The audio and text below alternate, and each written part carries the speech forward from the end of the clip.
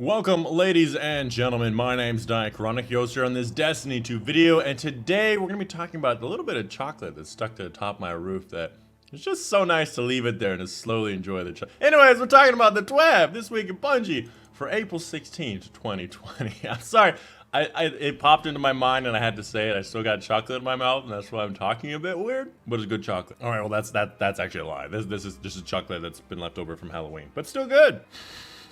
Do I really want to say that then? You know what? That's what I said, and I stand by it. Anyways, moving on. This week at Bungie, it's basically going to be... Still got chocolate on the side of my mouth. It's going to be your news post about Destiny 2 in the past week, current week, and the next few weeks of Destiny 2. So if you want to learn about Destiny 2 news, this is where you go every single Thursday. And of course, my versions are going to be your audible version. So sit back, relax, and enjoy the cute animals that are on screen. Probably going to do some lions this season because we are representing Team Titan. That's right. None of those little snakes and birds, no.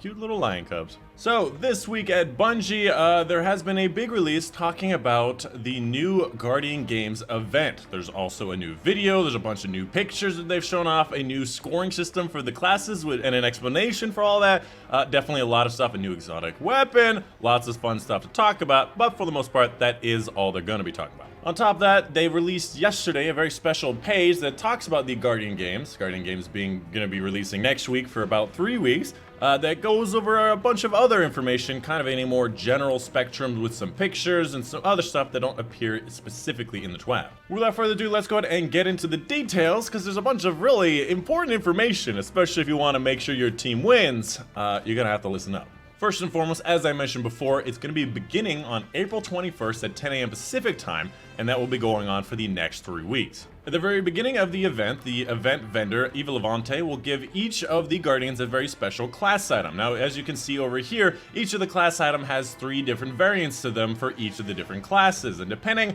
on your rank for that day, I mean your actual class's rank. So if Hunters had more score than all the others, you will get ranked with that particular item. So if you're the best #1 ranked, you're going to get gold for that day, and at the end of the 3 weeks, the full score is going to be tallied up, and the winning class will have a full gold class item for the rest of the year until next year's Guardian Games. Personally, I think this is definitely something that I'm gonna need to brag about Titans for the entire year. So I need you guys to buckle down, Team Titan all the way. Now, they have not told us the very specific details of how each thing is gonna work, but they did tell us a few things here and there. Apparently, every day during the event, there will be bronze, silver, and gold medals available, and to earn these medals, you have to equip the new subclass item, defeat enemies, and pick up laurels on the battlefield and advance the quest for the medals that you desire. Now, I'm assuming every day it's going to be like you need to get this number of kills in Crucible, and then there's going to be a bronze, silver, and gold for each one of those, or this number of kills in this specific Reckoning playlist or something. I don't know exactly what it's going to be, but it seems like it's going to be an absolute grind fest for sure. And I'm also not exactly sure if you have to be playing on that specific class the entire time. Does that mean I have to play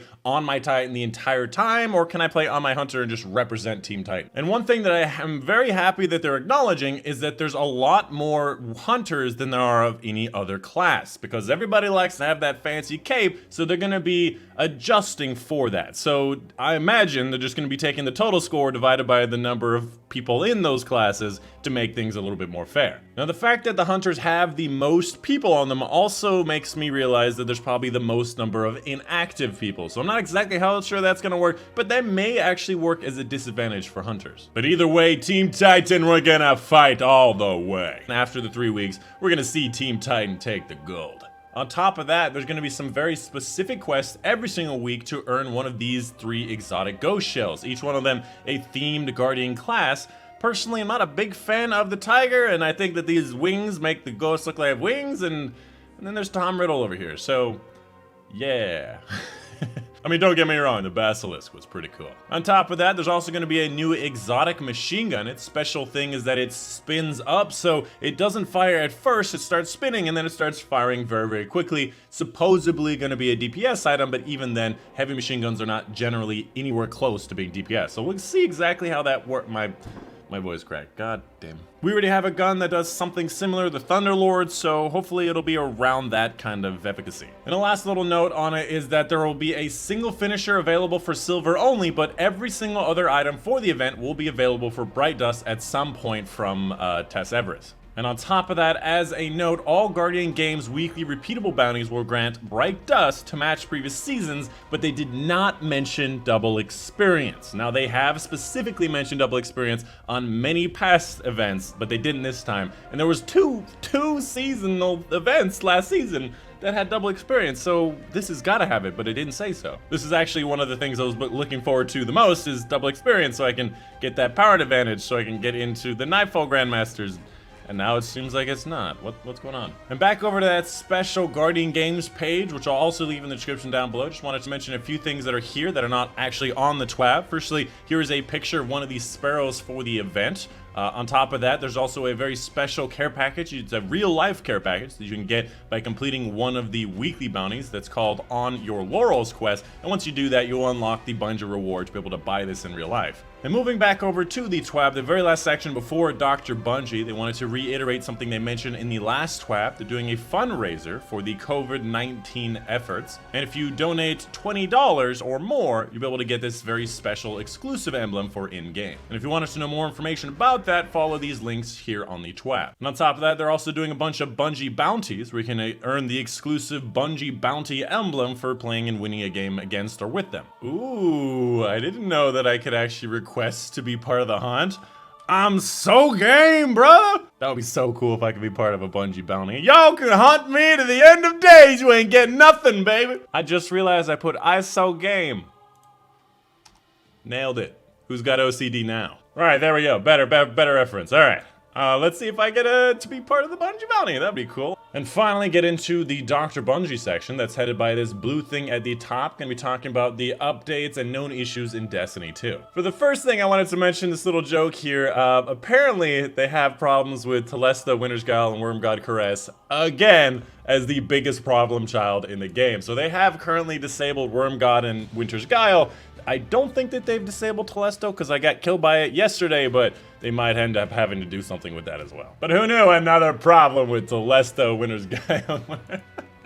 I saw this and I literally laughed out loud. That's an LLOL. In this first section, basically they say, hey, they're gonna be going offline for about 15 minutes to update the Guardian Games event. So it's only gonna be an offline section of 15 minutes. Shouldn't be that bad. On top of that, apparently there's some beetle errors for people in the tower when there's a tower with 13 more people, so they've limited the towers from 26 to 12 until they can find a permanent fix. And finally, the upcoming resolved issues that will be hopefully fixed by Guardian Games on Update 281 on April 21st. Now, Update 281 is something that's very special to me. I want to talk about that after I get through this list. And if you like pinnacle gear, listen up. First and foremost, Word of Dawn now correctly generates orbs of light. Fully upgrading any bunker will unlock the associated Warmind security triumph. Interacting with the statues in the Wishender quest and the Shadow Throne will no longer crash your game. I've heard many people say that they've crashed that. The level 32 PDS, which is the personal defense system in the bunker upgrade, can now clear enemies by any character, not just the character that unlocked it by that point. Rasputin's daily Seraph weapon can now be claimed on any character. Players who completed the Forsaken campaign will find the Lawless Frontier lorebook entry, By Thy Tongue Be Damned, which is such a great thing to say, by the way. By Thy Tongue Be Damned! Completed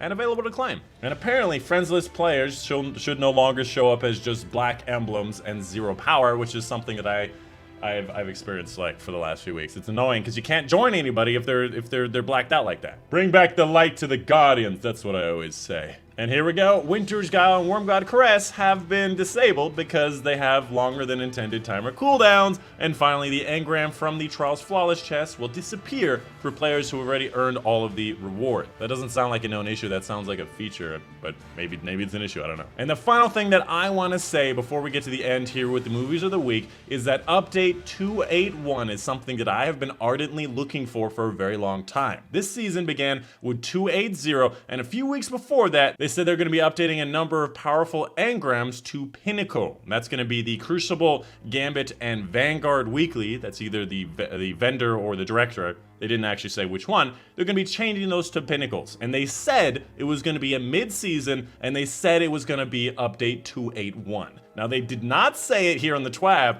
but maybe they'll say it once the patch actually is released. That is something that I've been looking forward to, that I need to know if it's actually part of this update. God, I feel like just a nerd. How do I'm the only person that remembers that, huh? Actually, you know what? If Reddit exists, they're probably already fighting about it. Anyways, that is pretty much the end of it. We got some movies of the week. Fourth Horseman rides again. Pretty decent video here. Also a pretty good tether. That's really funny because apparently if you're a missile titan, you get hit by a tether in midair, you continue your velocity and you hit a wall and die. I thought that was pretty funny. But that's it. That is pretty much the end of it. This last little section by DMG04 basically says, hey, we're working really hard, but a lot of things are slipping as preparation for Season 11. Things are getting pushed back to Season 12. We know that a lot of people are annoyed that this season, Season 10, has not had a lot of content. So that's basically what they say here, and they're on the money with it. This season really does not have a lot of content. And that's gonna be pretty much it for this week at Bungie. I will say this might actually be one of the last TWABs that I do. I've looked at a lot of the TWABs performance in the past, and it seems like a lot of you guys are just not interested in this kind of video.